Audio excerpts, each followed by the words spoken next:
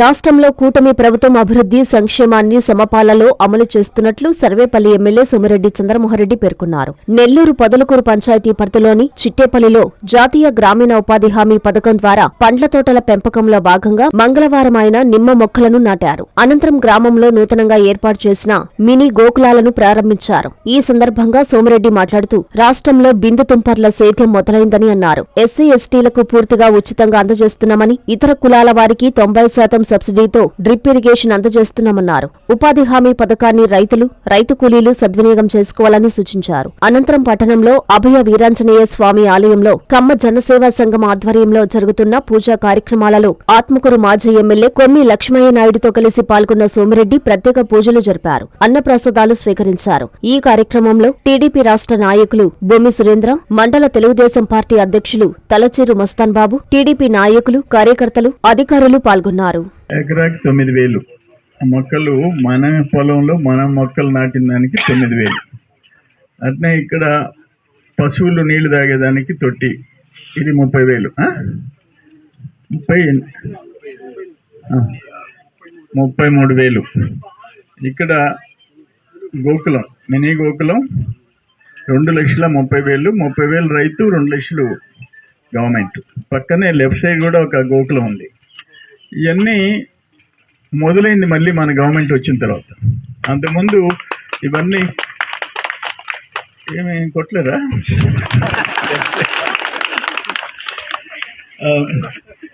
మళ్ళీ చంద్రబాబు నాయుడు గారు ముఖ్యమంత్రి అయిన తర్వాత ఈ కార్యక్రమాలన్నీ మొదలైనవి.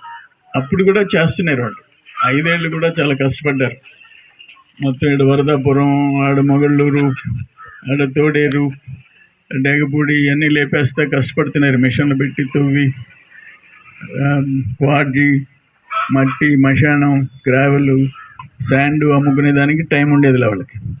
జనం గురించి ఏ రోజు పట్టించుకోలే, ధనం గురించే పట్టించుకున్నారు. డబ్బులు ఎట్టు సంపాదించాలని చూశారు.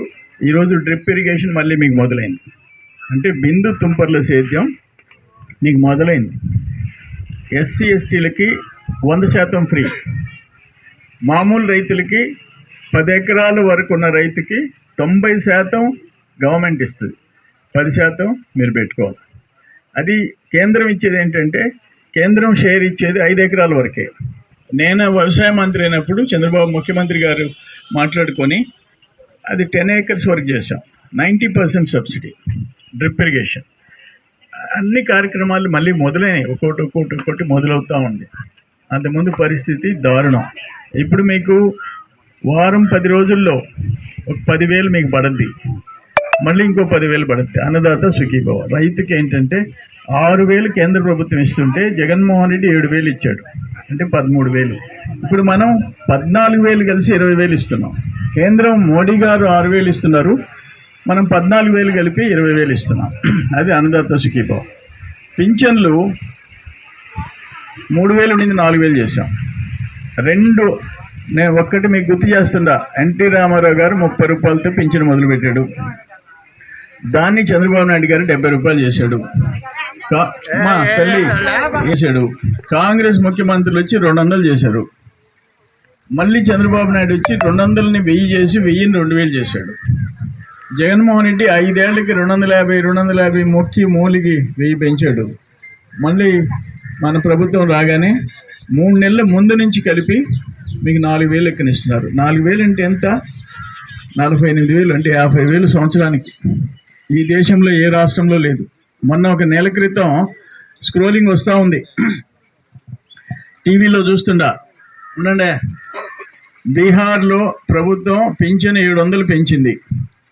అంటే నేనేమనుకున్నానంటే 4,000 ఉంటే 4,700 చేసింది కావాలనుకున్నా, లేకపోతే 3,000 ఉంటే 3,700 అని.